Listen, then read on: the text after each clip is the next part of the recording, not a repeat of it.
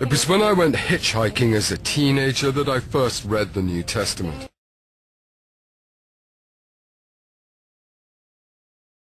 On that occasion, the driver who picked me up was a Christian, and we got talking. He said if I wanted to find out about God, I should read the Gospels. I wasn't traveling through the Egyptian desert at the time. I was actually on my way down to Exeter, hitching along the A303. But it was a turning point. And when I got home, I read the four Gospels, Matthew, Mark, Luke, and John, and I think really it was John that struck a chord with me, with its deep sense of Christian mystery, and its poetry, and its mysticism.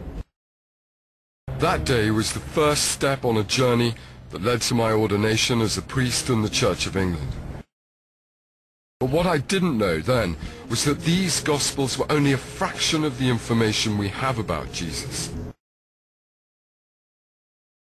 In fact, over the last century, discoverers here in the Egyptian deserts have revealed that in the first 400 years after Jesus' death, there were in existence more than 20 Gospels, 15 apocalypses, and nearly 50 other texts about Jesus. So why do we only know of the ones in the New Testament? This is the story of a battle of words that spread across continents, that led to intrigue, forgery, condemnation. A battle in which texts fought against each other for acceptance in a fledgling faith.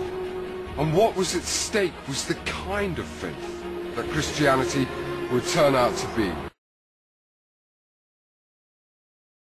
If the Gospel of Peter had won out, Christians today might believe that Jesus never died.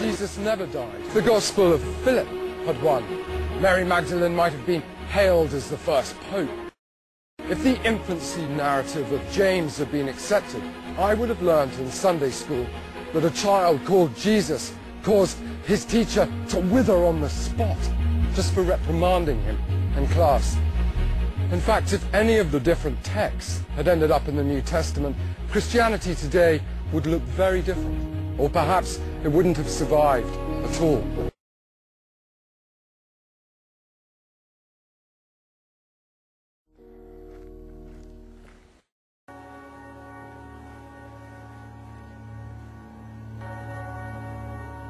The New Testament, four Gospels, letters by the Apostles Paul, Peter and James, and the book of Revelation.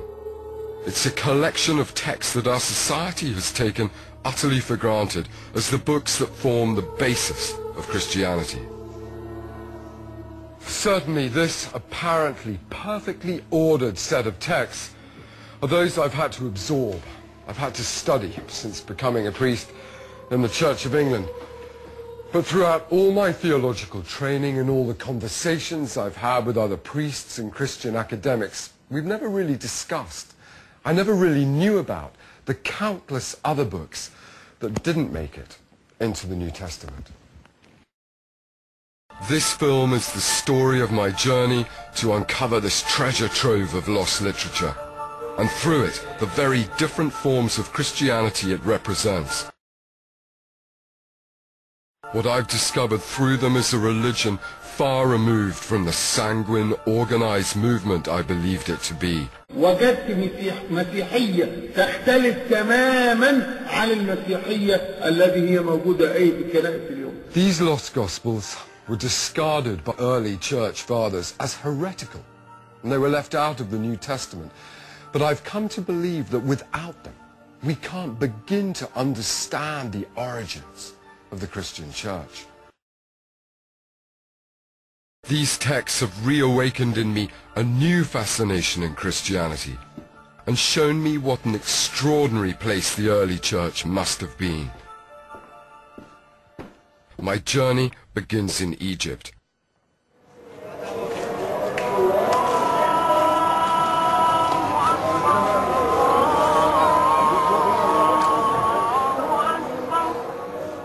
The metropolis of Alexandria was home to Athanasius, one of the most powerful and colourful Christian bishops in history, who lived and worked in the city in the 4th century AD. Described by one contemporary as a man whose face was radiant with intelligence, he wrote every year to all the Christians under his jurisdiction to tell them when to celebrate Easter. But in his 39th letter, written in 367 AD, he had something more controversial to say. What Athanasius included in his letter was a list, but not just any list. He named the 27 books which we now know make up the canon of New Testament scripture. And he made it clear, he made it very clear, that it was these and only these that the church approved of as scripture. Any other book, he said, should not be read. At a single stroke, he condemned a wealth of literature that had, up until that point, been regarded as Christian. The Gospels of Matthew, Mark, Luke, and John were permitted, but those of Mary, Philip, and Peter were condemned. The Acts of the Apostles was considered to be educational, but the Acts of Thecla were shunned. The first and second letters of Paul to the Corinthians were allowed, but I'm afraid the third one didn't make it. Athanasius's edict was remarkable because it was the first time anyone in the top echelons of the church hierarchy had suggested that only certain books would be tolerated. And for nearly 2,000 years, those texts that the bishop banned remained a complete mystery to us. Really, all we have was scant references to them, found in the writings of their enemies, the early church fathers, who only mentioned them purely to condemn them and to warn his congregation of the erroneous teachings they contained. And perhaps this might have remained the case if it wasn't for a chance find in December 1945, a discovery that forced scholars to completely rethink the nature of early Christianity. الله أكبر. هذا الاكتشاف لنجح 45 غير تماما الفكرة على المسيحية الأولى في هذا العصر، في العصر الأول، في القرن الأول والقرن الثاني. ليه؟ لأن كانوا لا يؤمنوا ولا بنبوة المسيح لله ولا بألوهية المسيح ولا الموضوع الصلب. يسوع كان عبد ورسول الله. 300 miles south of Cairo, close to the Nile, is an area called Nagamadi. It's an extraordinary place, made more so by what was found buried here just over 60 years ago. A library of papyri books containing more than 50 individual works from early Christianity, the majority previously unknown. I've come here with Professor Bart Ehrman, who's devoted the last 30 years to studying this period of history. Well, this is where they discovered the manuscripts. There were 7 farmhands from the nearby village of Al-Qasar who were out digging for sabak, which is nitrate-rich soil in this area that they use for fertilizer. The 7 of them were digging near one of these boulders, and one of them hit something in the ground and uncovered it, and it turned out it was a skeleton. Next to the skeleton, they found a jar. An earthenware jar, reddish color, that stood about 2 feet high. What was in it? And the jar was, they didn't know at first because the jar was sealed, in fact. There was a bowl over the top, and they were afraid to open the jar because they thought there might be an evil genie inside. And then after some reflection, they realized there might be gold inside, and so they smashed into it with their mattocks. And there wasn't gold or genie. There were some codices, some books. The books form the most significant collection of lost Christian writings. The manuscripts date from the 4th century, but some scholars believe they may have been composed much earlier. They include several Gospels about Jesus.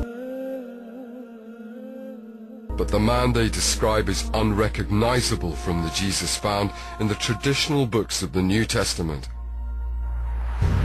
This was a Jesus who didn't die, who took revenge on his enemies, and who kissed Mary Magdalene on the mouth.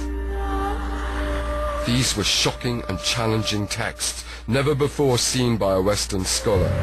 And although it was known they'd existed in antiquity, they'd been lost for nearly 1,500 years.